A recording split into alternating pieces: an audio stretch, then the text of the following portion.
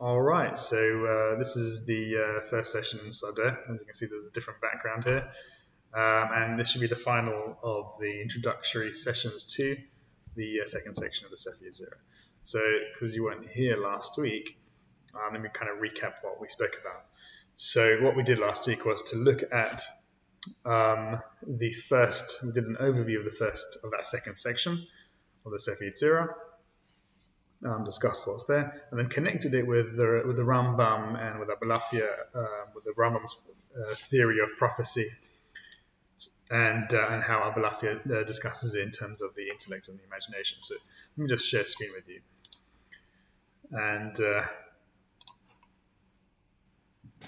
and just show you what's there, just a recap what's over there.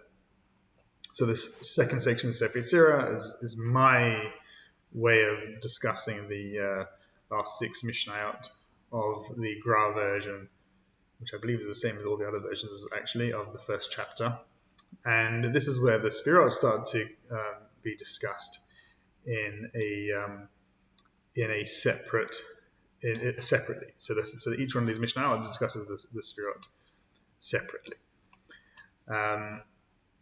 So first Mishnah talks about the Sfirah.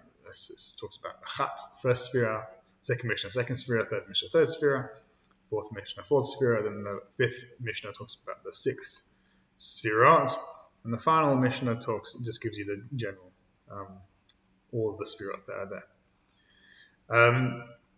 And what you find here is that there is this introduction of this idea of fire, of breath, water, and fire. So the first Sfirah, according to the Cepheid Zero here, is referred to as Ruach Elokim Chaim. Ruach. Chat is Ruach, which is specifically the Ruach Elokim Chaim, the breath of the living God. And again, this is not the time to look at these. Sorry, is that related to a Sephira? Is that related to a Sephira?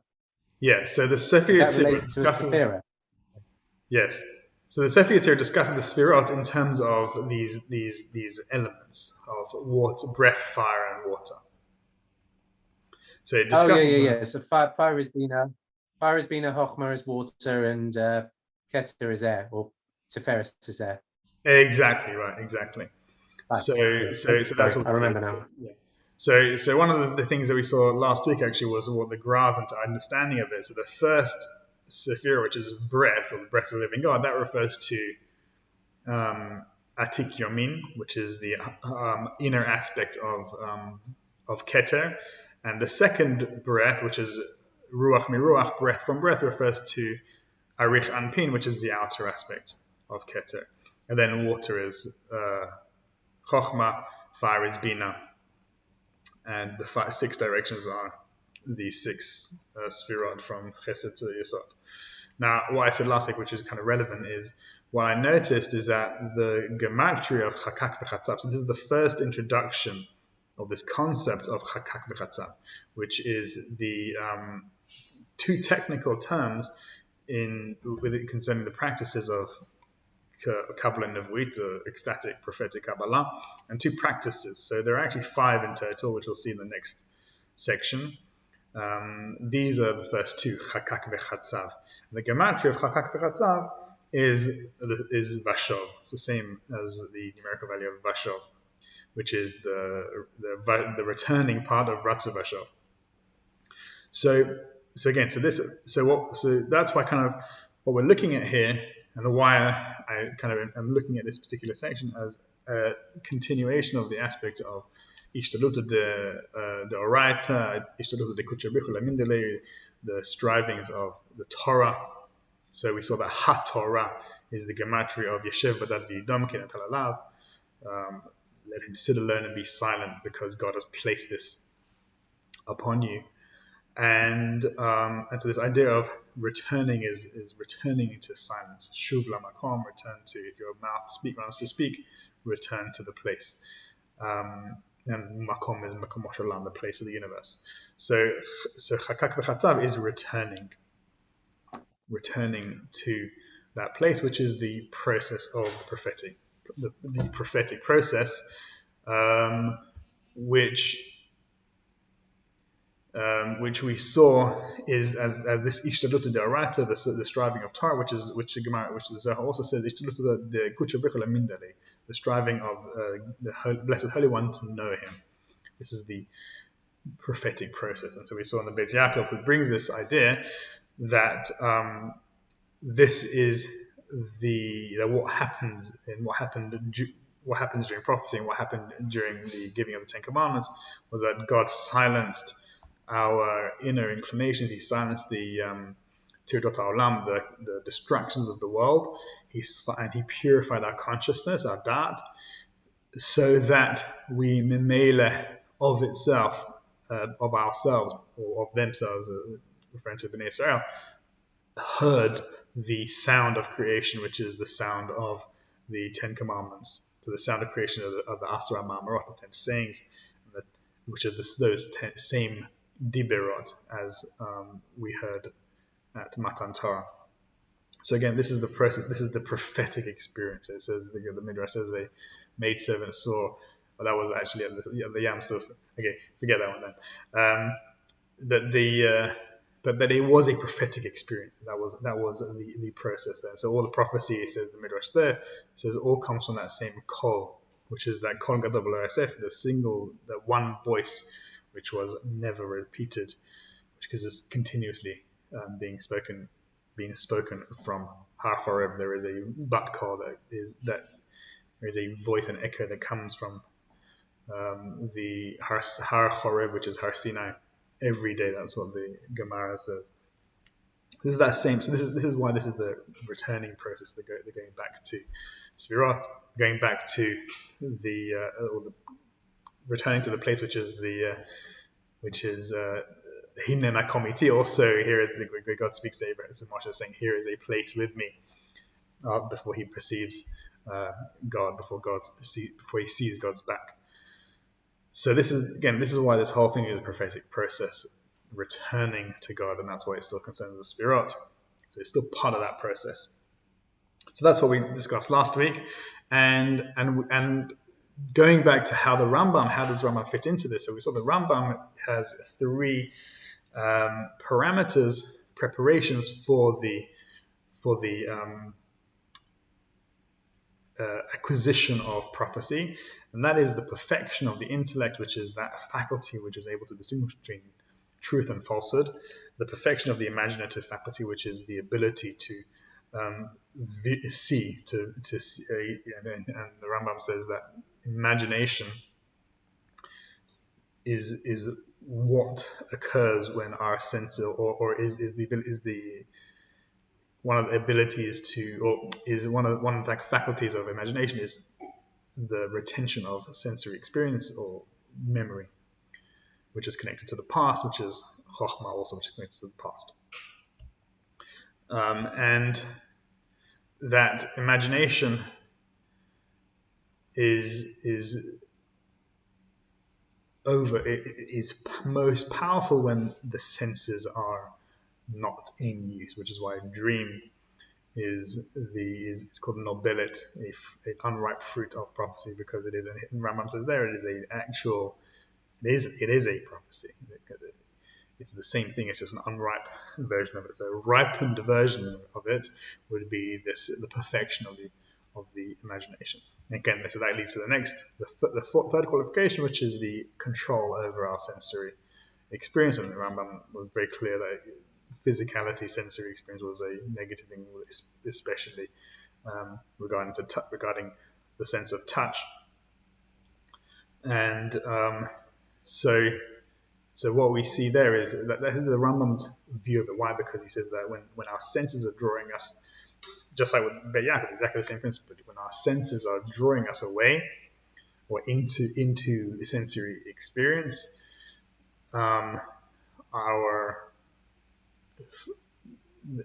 we were no longer able to perceive the prophetic experience, just like with the Beit Yaakov. That's how he explains it.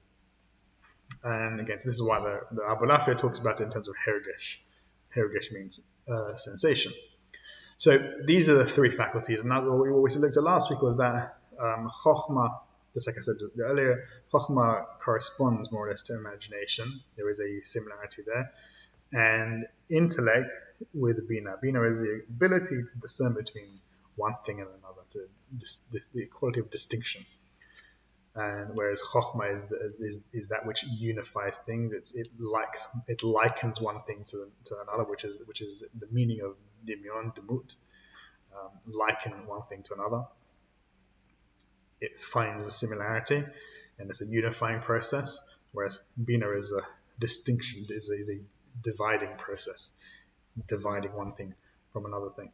So again, so these things are very clear. But so the question that retained in my mind last time was, why then, if chokhmah is dimyon and bina is sechel, why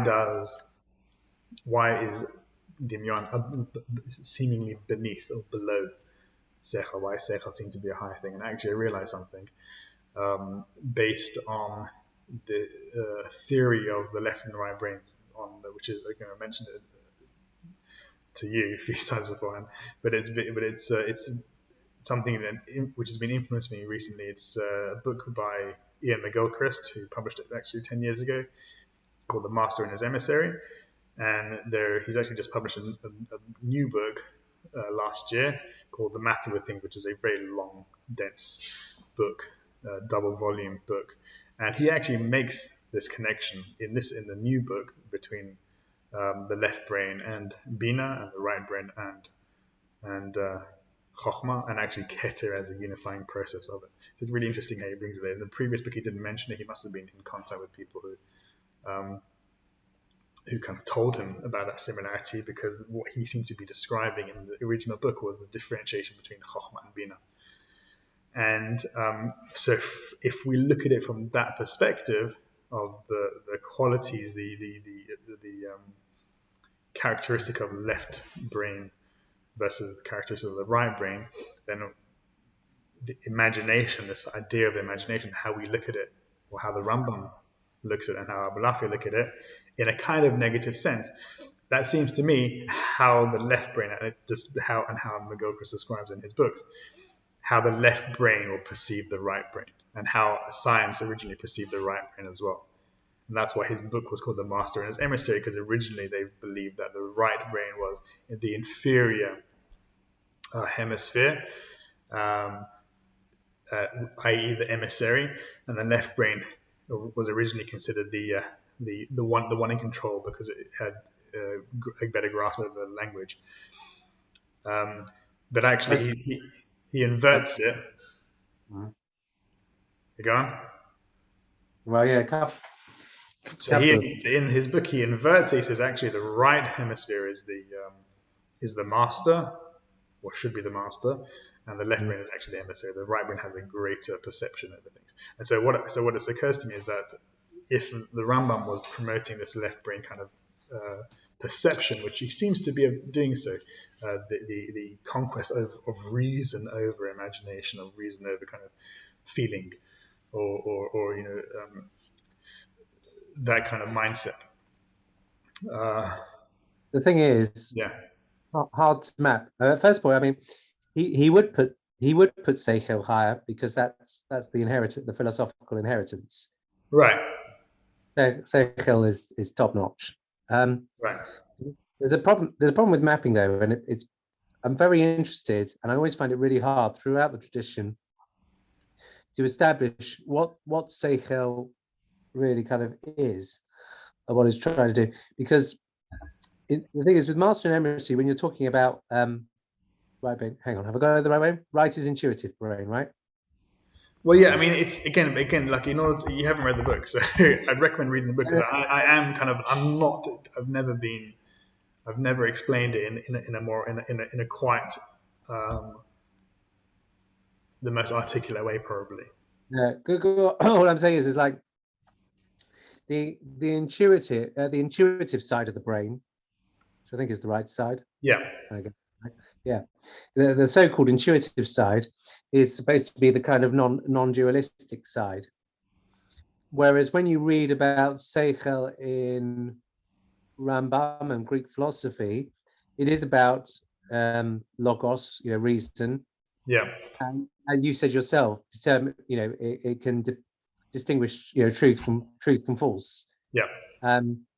So I was always very attracted actually by this idea when I was reading about the Sephirot, that there was that right left brain thing, and I think it's made good. If you take the classical Kabbalah, as opposed to what you're saying about Rambam, if you take the classical Kabbalah, it's very clear to me that Chokhmah is a kind of non-dualistic awareness or consciousness, whereas Bina is intuitive. So it works, but when you try and bring Rambam into it, it makes it very difficult because for him and for every other philosopher, Seichel, intellect, perhaps not in Hasidus, but certainly before that, medieval philosophy, it is a dualistic type of consciousness.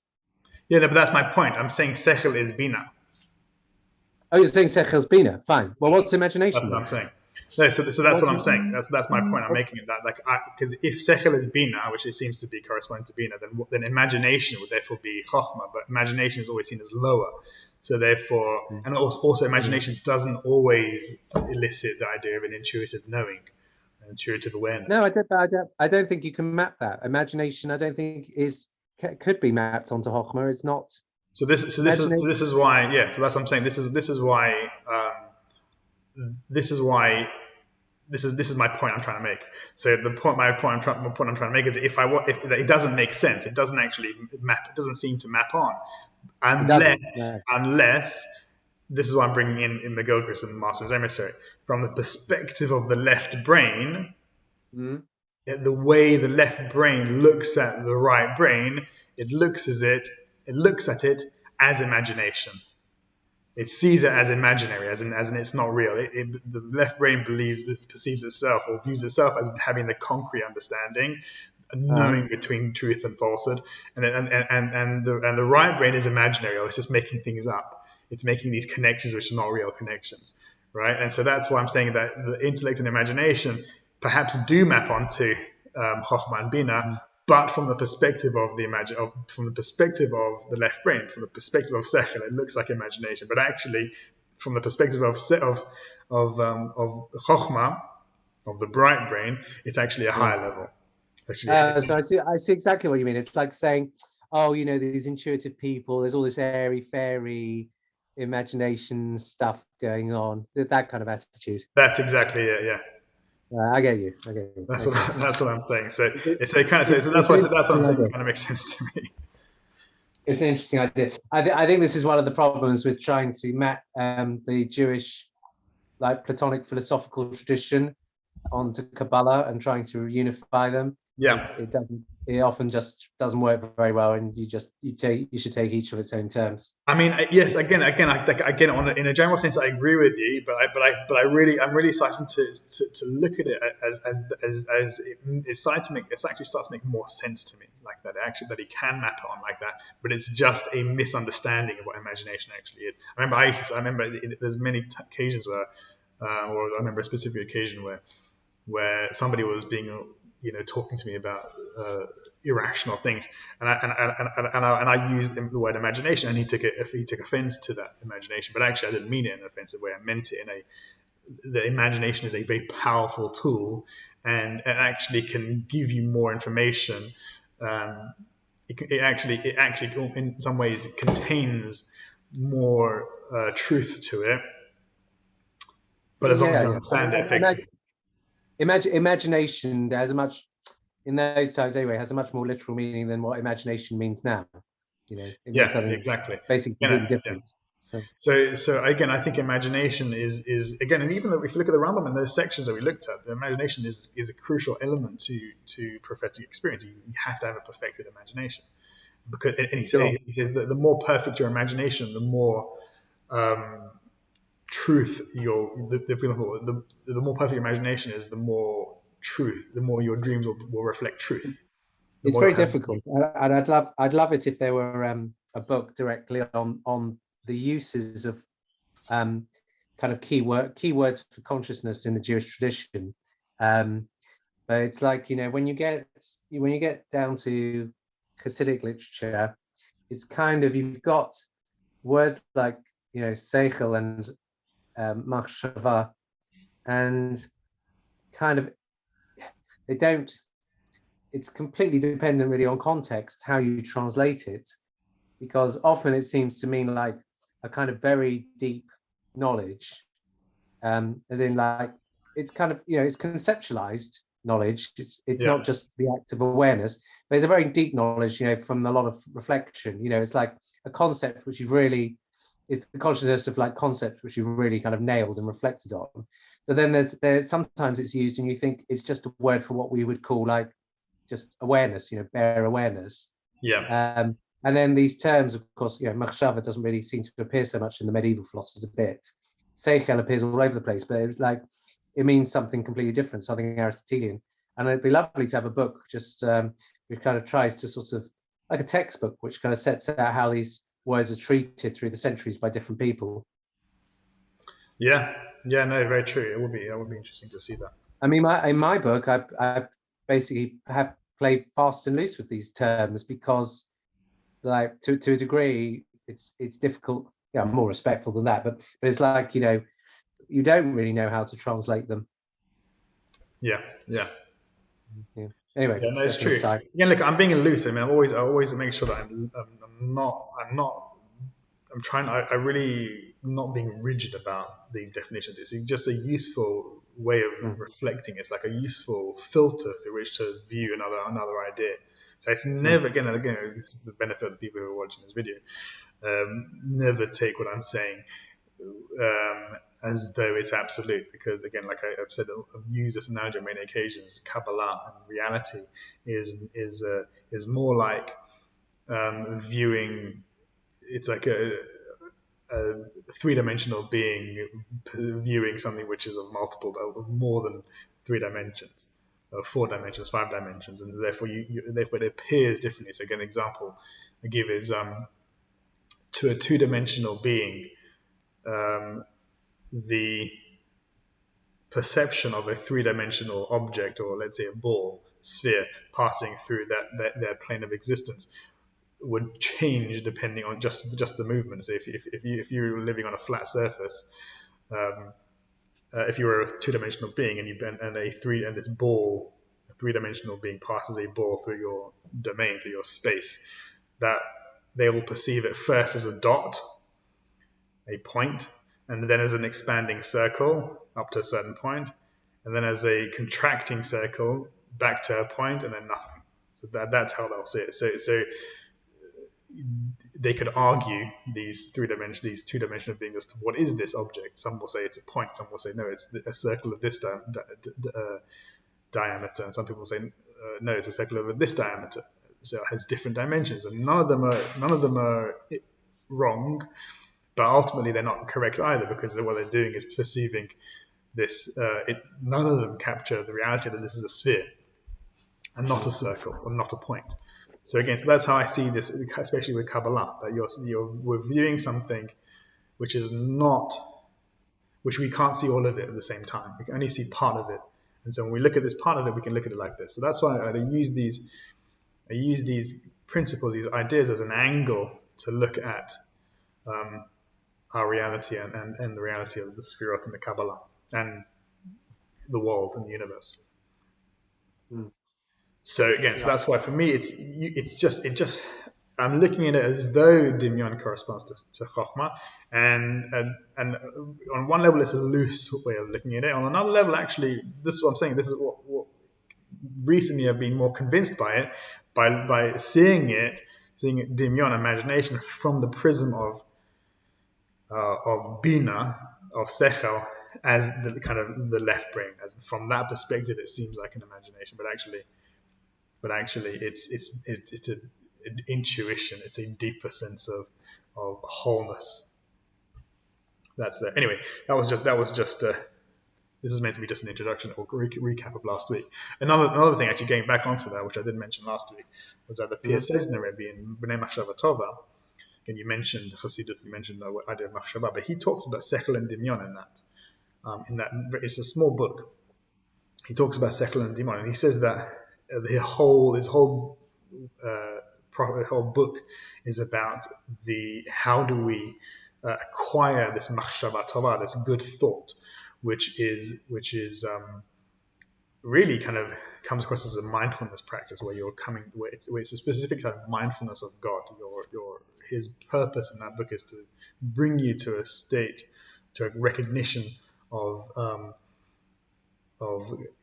divinity in the world, and so that your physical senses will perceive the world around you as being suffused with divinity. And he says specifically that what I'm talking about is not sechel. It's not this intellectual quality, but rather it's dimyon. It's imaginary. It's really interesting because it seems on one level he's talking about mindfulness of bringing to mind this idea, but actually he's incorporated this idea of dimyon there. So again, have a look at it over there to see. It's an interesting way of looking at it. But this whole point is that I wanted to bring this just as an introduction to a recap of last week. What I really want to talk about, and we'll spend some time on it, hopefully maybe not too long,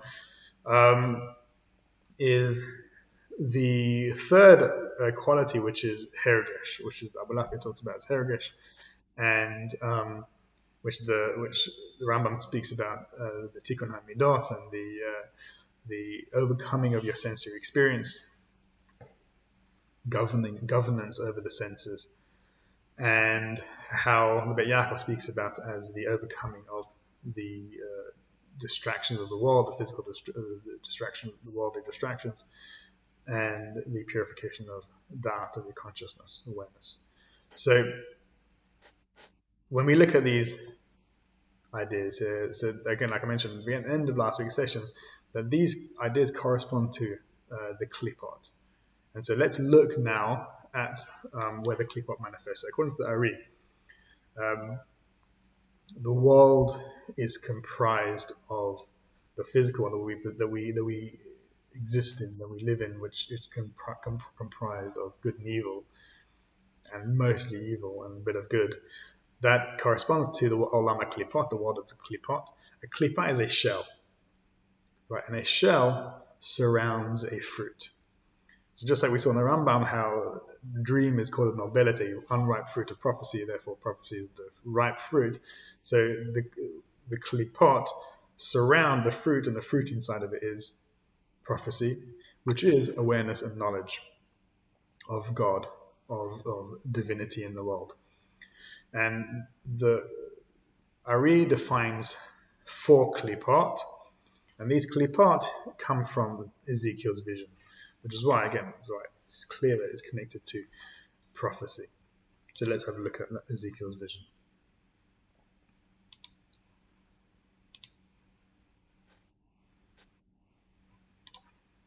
And here we go. So we looked at this a few weeks ago. Okay. So the beginning of chapter 1 of Ezekiel, he speaks about he was amongst the exiles, and he had this prophetic vision. He was standing in the river Kivar, and he says, Ayohaya Devar Hashem and Yechezkel. He speaks about himself in the third person. Like Rambam says, a prophet will transform into a different person, i.e., that's why he's speaking about himself in the third person. So there was a prophecy to Ezekiel ben Buzi, son of Buzi, the Kohen, in the land of the Chaldeans, on the river Kivar, and the hand of God came upon it. And now he begins again with the prophecy. Va'era, va'ere. V'hine ruach se'ara ba'a min ha'tzafon anan gadol ve'esh mitlakachat v'noga lo saviv. Mitocha ke'en chashmal mitoch ha'esh. So this translated, let me translate it, and I saw, and behold, there was a stormy wind coming from the north, a great cloud, and a esh mitlakachat, a self-taking fire. Mitlakachat is the meat,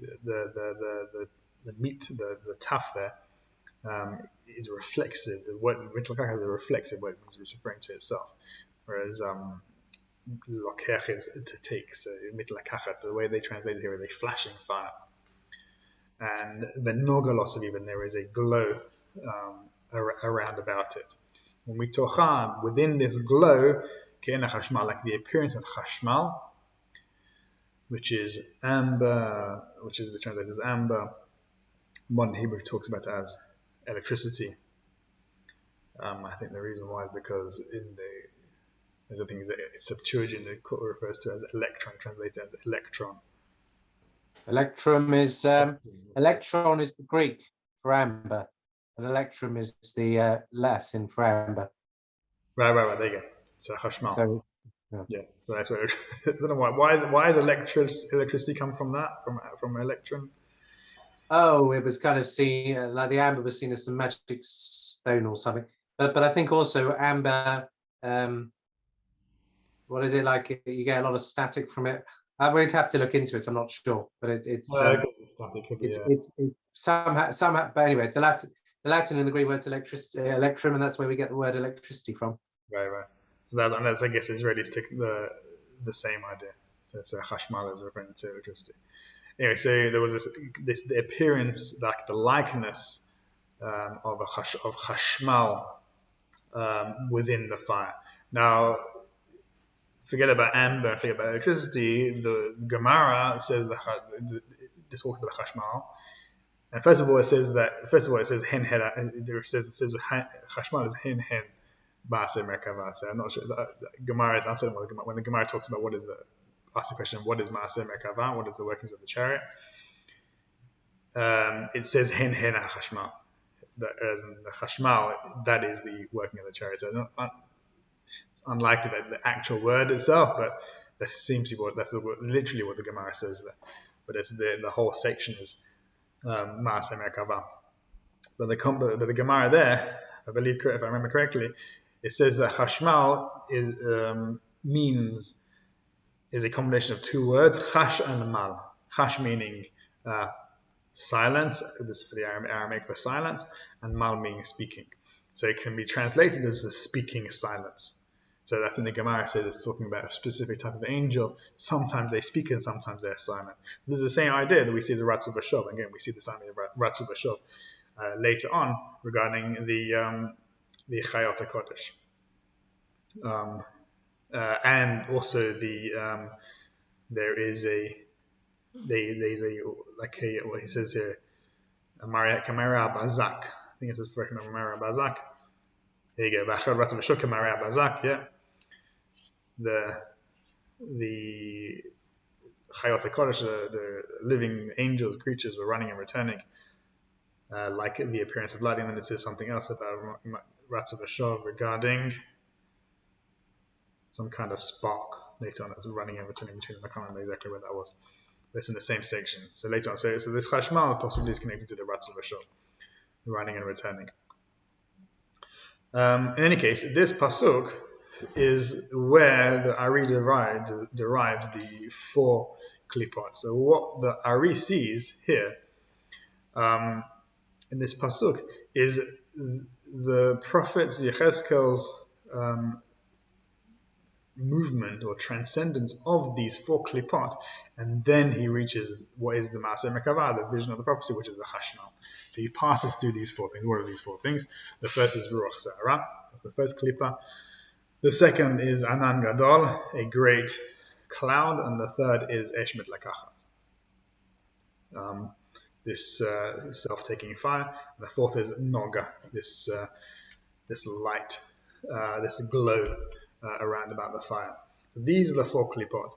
Now we see a similar list, which you might recall with Yechezkel, with Elijah.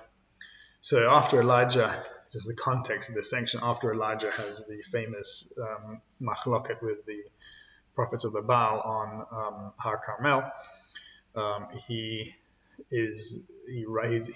escaping from Achab and Jezebel and Jezebel because they're trying to kill him, and he hides, and he has a prophetic vision. An angel comes to him in his dream and tells him to eat this food that he's prepared for him, and he's not, because he has a long walk to go, and he travels, I think it's around 30 days, and eventually he gets to Mount Sinai. So he walks from Har Carmel to Mount Sinai, and this is what happens at Mount Sinai. He goes to a cave, and a voice says to him, "Come out of the cave."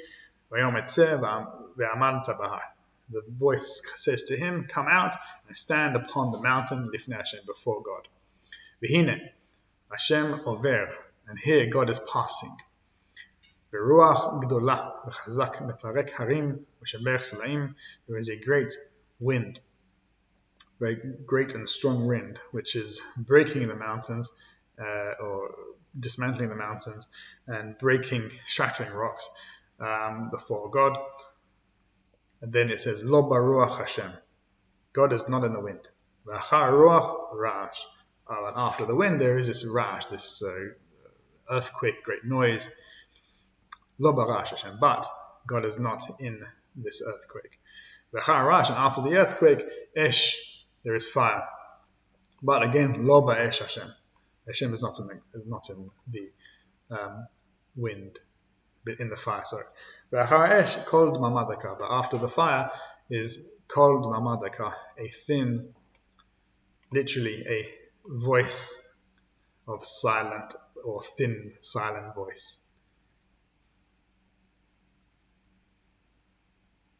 Well, what does the dakar? Well, what does it grammatically go with?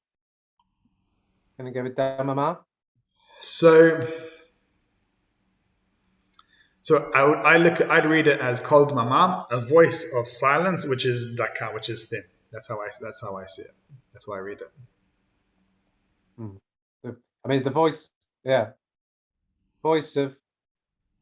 So it could be a thin voice of silence, or a voice of thin silence.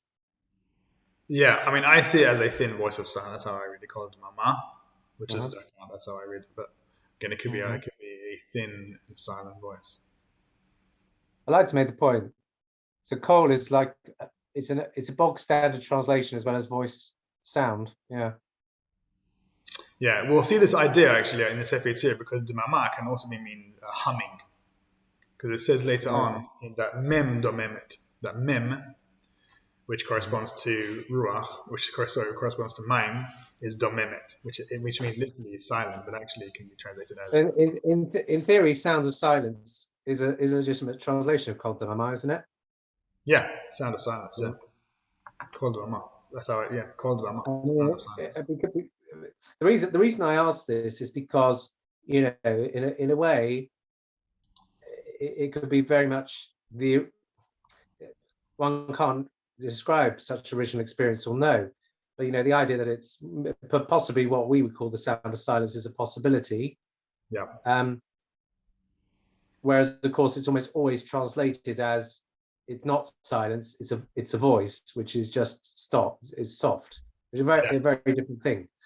Yeah. Or maybe it's not so different. So no, you know what I mean? You make a good point, because again, like so going back to the Klipot, so there is a connection between the 4 Klipot that Ezekiel saw and these 4 things that Yechezkel saw. So Elijah saw. So Elijah first saw this great wind, right? So he sees Ruach Gdolah, right? And so in Yechezkel's vision, he sees Ruach Se'ara.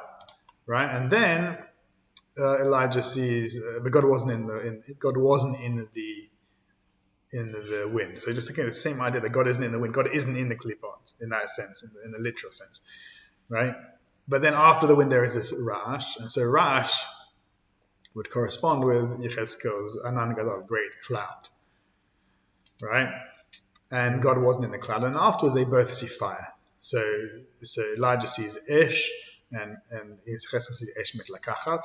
But then there is a 4th one that Elijah seems. So what's the 4th one? So for Elijah, the 4th one is called Mamadaka. After the fire, he hears called Mamadaka. But for Yechezkel, after the fire, he sees the Noga, Los Aviv. And then he sees Chashmal, which is a speaking silence, right? So just like called Mamadaka, called Mama sounds very similar to Chashmal in the sense of speaking silence. It is sound and it's also silent. Kol dmama is that speaking silence. So it seems on one level, it seems like the same thing, speaking silence. But on another level, it seems that, well, why didn't Elijah see this noga, this glow? And I think I've seen some, so I don't recall exactly. So on one level, it seems like it makes sense that if the Chashmal and Kol Dmama is the same, but I think I saw it somewhere. I don't know where I saw it, that viewed Elijah's Kol Dmama as the Noga, as the fourth of the Klipot. So actually, the Kol Dmama is still a Klipot. Now, I'm not entirely sure. I don't know where I saw it. Possibly Rabbi Nachman, maybe not. I don't quite remember. I don't know, but I remember I saw it somewhere. But again, I don't know. It's vague in my mind, and it seems that Chashmal corresponds in the literal sense, on the pshat, that the Chashmal, if Chashmal is speaking in silence, then that's also called Dmama. It's the same idea, the voice in the silence. So again, I'm not certain about that one. But again, these same things are there. And so going back to Yechezkel, so they're almost identical with the exception of the second one, which for Yechezkel is Anan Gadol, and which for Elijah is the Rash. Now, if you look at Yechezkel, these are the elements which are described here are Ruach, which is wind, Anan, which is water, because a cloud is literally droplets of water suspended in the air. And fire is fire. So going to the Sefer Yetzirah, is precisely the same thing we see. We see Ruach, and it's also the same order as well. So the first one is Ruach, and the second one is Ruach Mi Ruach. Then there is Mayim Mi Ruach, and then there's Esh Mi Mayim. So it's exactly the same order as this. Right? As these three. But that's only for the third one. So the fourth one, the Klipat Noga, doesn't seem to be there. But that's why now we need to describe what these things are. So, but we see this connection between. So does that mean we're saying that this ruach se'era is the same as is keter? You know, is that what we're saying? It corresponds to that. Now, maybe yes, maybe no, or maybe it's just we're seeing a reflection of it. So maybe we'll see this again and again, that especially in the Sefer Yetzirah. So let me just go back to the Sefer Yetzirah, and I'll show you why I don't think I'm not making the equation between, again, like we're saying, like, well, we can connect it, but actually we can. It is connected, because for sure it's connected, because it's talking about the same elements. But at the same time, it's not talking about the same thing. It must be talking about something else, or must be talking about a reflection or a mirroring or some kind of alternative level of it. So why? Because if you look in the Sefer Yetzirah, first of all, it says that we know that the Sefirot are separate from the letters, and the Sefirot here are fire, air, water, and fire. But then the letters, if you go into in section 3, you'll see that the letters, just like I mentioned last week, that the Aleph, Mem, and Shin, we saw that in connection with Zeran Pin, the 6 Sefirot of Zeran Pin, and the Yud here and the Vav. So those three mothers are the letters. So they're not the Sefirot. Yet, if you look at what they are, you'll see that where is it? Right? Don't understand. Sorry, only because when I read Aryeh Kaplan's commentary many years ago, he seemed to say very clearly that Aleph Mem Shin did map onto those 3 Sefirot. Yeah, so again, the grass is the same thing also, but they're also separate. So they map onto, but they're not the same thing. So that's why it's clearly a metaphor. It's clearly some kind of metaphor. There's a similarity there, but we're not saying that Keter is Ruach in that sense. So what are we seeing? We're seeing Aleph is, again, I sort of mentioned this last week. So Aleph is Avir, which Avir current corresponds to Ruach, or Aleph beRuach, right? V'kashalo Keter. And remember, Mayim, Mem is water, and Shin is Esh, right? So we see that this fire, water, and they do correspond, but they're also the same. They're also different. Letters are different to the Sefirot. They have a connection that corresponds to it, but again, even though the Gra will come and show you how the Sefirot, how the different letters correspond to the different Sefirot in different ways, we'll see this afterwards as well.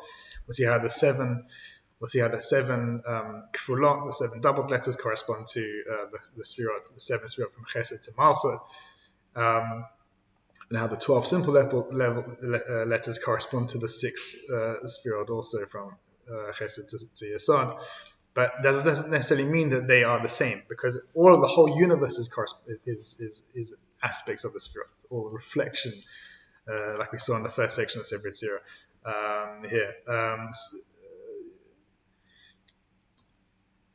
Tachlitan Elhem, where is it? Oh yeah, so in number 7 here. Esses Rablima, also from, no, not that one. In number 6, Esses Rablima, the vision is like the appearance of lightning, but Tachlitan Elhem Ket, they have no end. Because the Gra says that the whole of creation is an expansion, an expression of the Sefirot.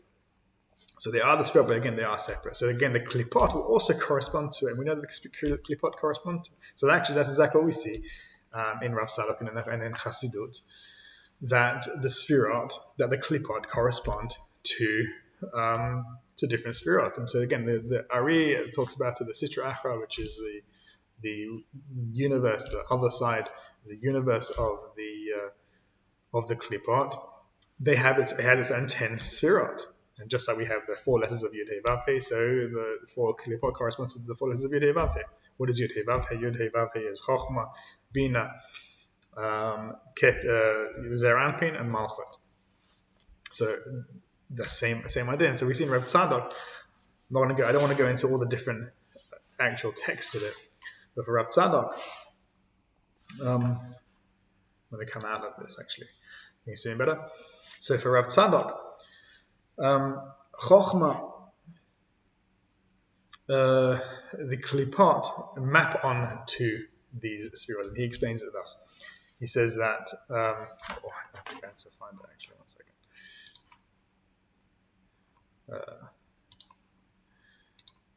I have to refine my notes to it. Right, so Rav Tzadok, yeah, this is what he did. So for Rav Tzadok, he says that. Actually, no, I can't remember. I didn't note down what he said for that in particular. He says that he comes across it in multiple ways. But for Rav Tzadok, Klipat Noga corresponds to Chochma. Right, he says it's the same aspect of it, and one of the reasons why. Okay, I'll go back to that. I'll explain why. And Klipat Ruach corresponds to Bina, which is not yes, actually that one. Yeah, that corresponds to Bina, and the which is different to what we see in the Sefer Yetzirah actually, because Bina will be Esh, not Ruach. Right, but the Klipat of Ruach will correspond to that, and the Klipot of Esh and Mayim and Anan, cloud, correspond to not showing which way actually. I can't remember what he says there. Correspond to Malchut and Zer Anpin. But again, they also correspond to other things. So if you look in other sections, you'll see that so for example, in particular, if you look in the Sefer Tanya, how he defines the sphere of the Klipot there. So in one level, he says that the Klipot, there's a distinction between a Klipot. There are 3 Klipot and then a 4th Klipot. So maybe this explains why Elijah doesn't see this 4th Klipot, or it looks different. There are 3 Klipot which are completely evil, and those Klipot are the first 3, which is Ruach Ze'ara, Anan Gadol, and Esh Mitlakachat. And these 3 Klipot correspond to the 3 cardinal sins. So there are 3 cardinal sins which are Yareg V'Al Yavo. You must never transgress these sins, and if you transgress, if they appear to you, if somebody tries to force you to do so, you have to allow yourself to be killed. If someone tries to say, I'm going to kill you if you don't do these things, then you have to allow yourself to be killed. So these are Yareg V'Al Yavo. You should just never ever, under any circumstances, do these things. And these correspond to the Klipot. What are these Averot? So these are Averot which correspond to some elements of the 10 Commandments. So now we see how we got the 10 Commandments connected to these Klipot. So these Klipot are, and these mitzvot, which are actually mitzvot lota aseh, again, which connects us back to Bet Yaakov. I don't want to jump around, but I guess I have to now. So the Bet Yaakov says that coming to the experience of Lemindale, which is the Ishadut derived, Ishadut the Kuchabrichut Lemindale, to know God is easy, and it comes and it's free, and all you have to do is sur merah. So refraining from evil corresponds to the negative commandments. So if you look at the majority of the 10 commandments, most of them are negative commandments. Right? So the first one is a positive commandment, that is a belief in God. The second one is lo yelech you should not have any other gods before me, which is a negative commandment. The third one is lo tisach, don't take God's name in vain. That's a negative commandment. The fourth one is a combination of both positive and negative, because it is about Shabbat. And the fifth one is a positive commandment. So really you have, those are all the positive commandments. So the first one, the fourth one, half of the fourth one, which is Shabbat, and the fifth one, which is honoring your mother and father.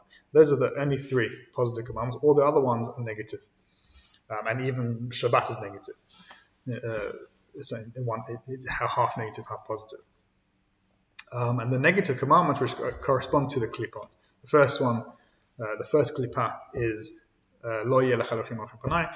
So that is the Avera, which is generally called Avodah Zarah. So that is the Klipah of Ruach Serah, the belief in a power other than God, or the beseeching of a power other than God. And the other one is Lo teresach, you shall not murder. That is Shvichut Damim, Klipat Shvichut Damim, which in another location, again, that's why I said it does correspond to the 4 letters of the Shem Mefarash, but also to other things as well. So that Lo teresach corresponds to the Sfirat of Gevura. It's the left hand. It's a left hand kind of path, or negative path.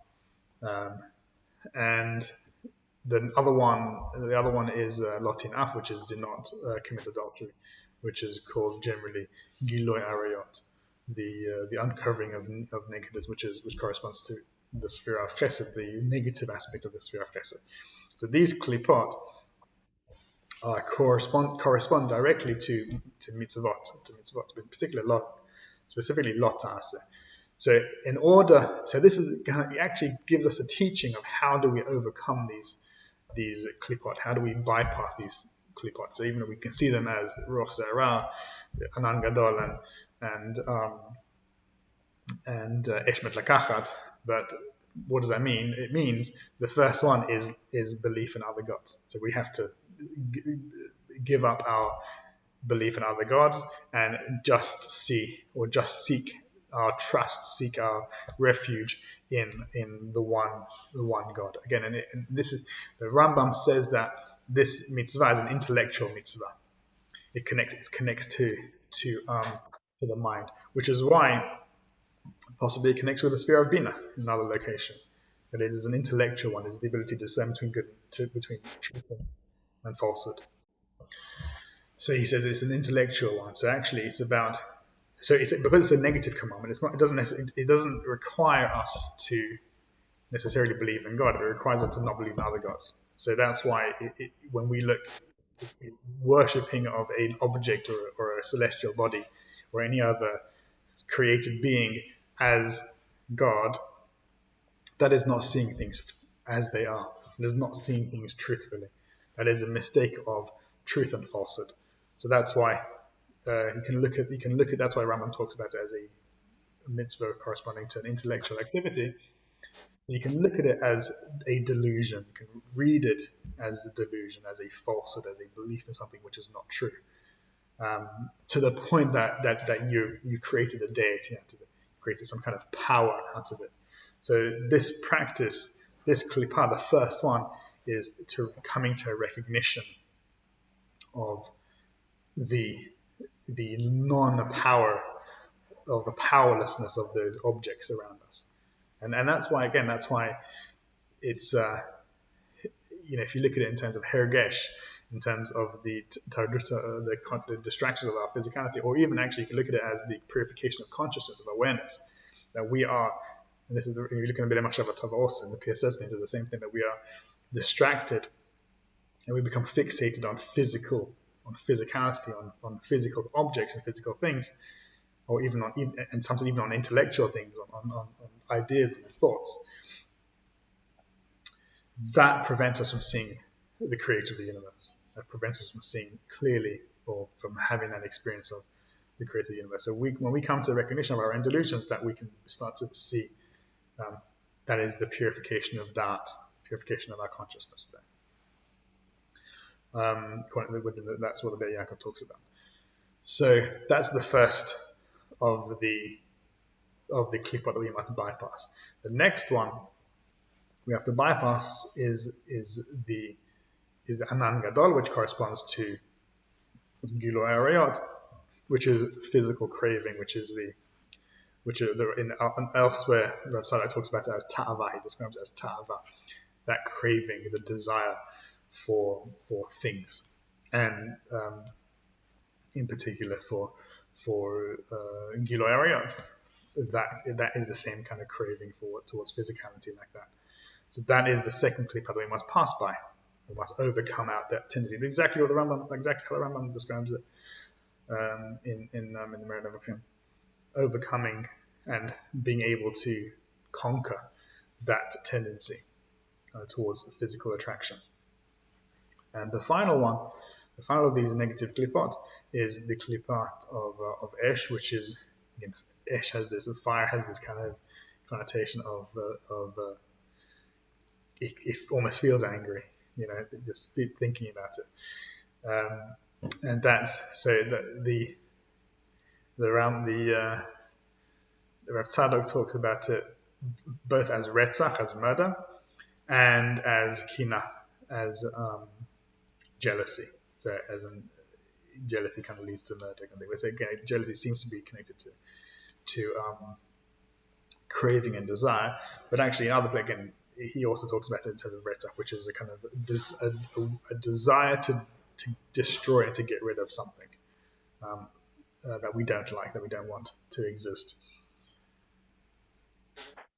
So these are the three negative klipot.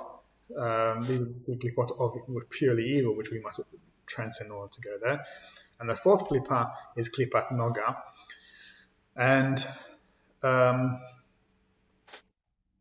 actually, going back to klipat of ruach, the klipa of which I says it was a delusion. The Rav Tzadok talks about it as arrogance. As he says that it is the klipa which corresponds to our arrogance, and arrogance again is connected to delusion. When we are unable to even perceive of our incorrectness in our beliefs, then that is an arrogance. So the fourth klipa, if you look at the Tanya again, so the Tanya, he separates this fourth klipa as what he refers to, that is connected to Etz Hadat, and it corresponds specifically to the realm of Reshut, the realm of the permissible.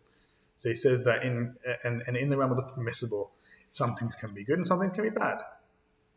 Not in the terms of good and evil, in the sense of mitzvot, I say mitzvot in terms of mitzvot, as in whether you're doing a mitzvah or breaking a mitzvah, in terms of good or bad. So it's not an avera necessarily, unless you follow the Rambam, but in Rambam, it's not an avera to eat chocolate cake or whatever. But, eating a whole chocolate cake, probably not a good thing to do. It's not a bad thing to do. It's not an avera, eating a whole chocolate cake. But it could be good, it could be not good. So this is the realm of the Reshut. Now, what the Hasidut comes on and says, that Reshut really doesn't exist. There's no such thing. The Reshut is as in the option. There's no such thing as option. It's either it appears to us as option. That's why Rav Tzadok in his Sefer Zichronot, he says this is the mistake of Acher, because Acher, the Gemara relates, he went up and he saw shte rishiyot. He saw that there were two. He tore two dominions. Rishuto in the sense of rishut means that there are two rulers, right? But it's also the idea of options as well. So Rav Tzadok there says he made a mistake in his idea of optionality, and actually there's no optionality. There is even within the klipat of naga, which is in the realm of the choice, the option. Actually, there is no choice. What you must do, what our obligation there, is to transform everything into good. Is to, in terms of, we have to, whatever is in our realm of choice, we have to dedicate towards spirituality, and that is and that is how it can be good. And not dedicating it to spirituality, to divine, as a divine service, is the evil part of it, of that aspect of it. Again, goes back to Baal Shem Tov and the early teachings of Chassidut, which is avodah b'gashmiut, the service within physicality. That within the realm of the permissible, there is good and there is evil, but the good is to dedicate whatever is happening for God. Now that's why that's why it connects to the Etzadat. The Etzadat, the Ishbitz and the Meshloch, he speaks about it in terms of doubt or safek. So within the realm of Reshut, there is doubt there. So whereas in the realm of Avodah Zarah, there is ignorance there is delusion, and the way out of that, the way out of ignorance is doubt, is doubting what I believe in. But then within the realm of doubt, that is another klipa also. We have to move beyond doubt into another place of certainty, which is everything is part of God's will. Everything is part of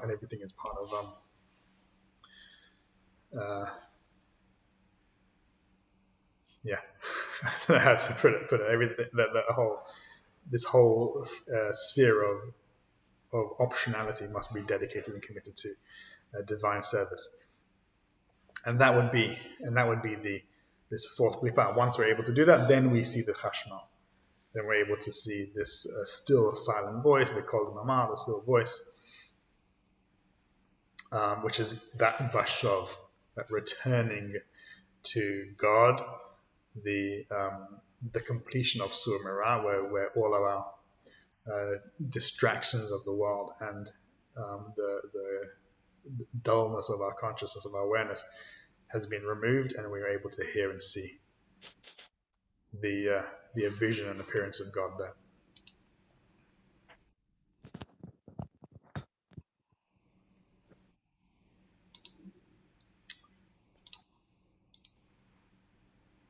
So,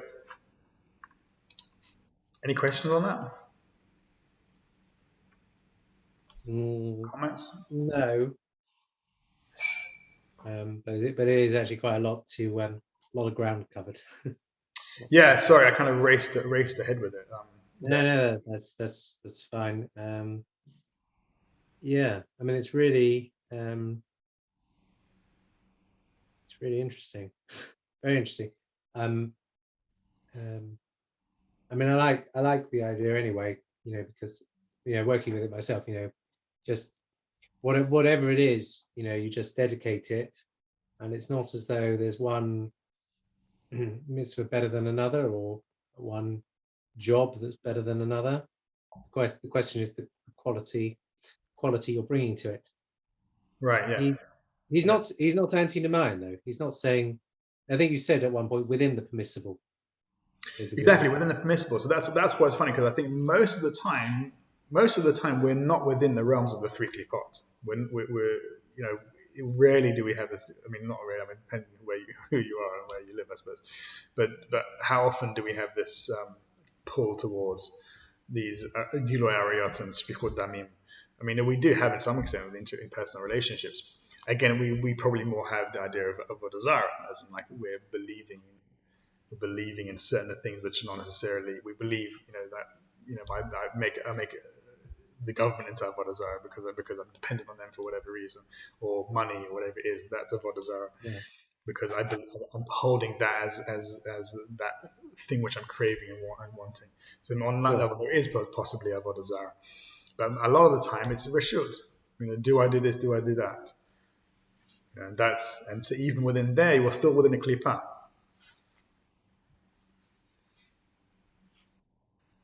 Yes. And even within that, we have to find the fruit. So when he says no optionality, it's interesting how deterministic is he going? I mean, he says you have enough optionality to dedicate.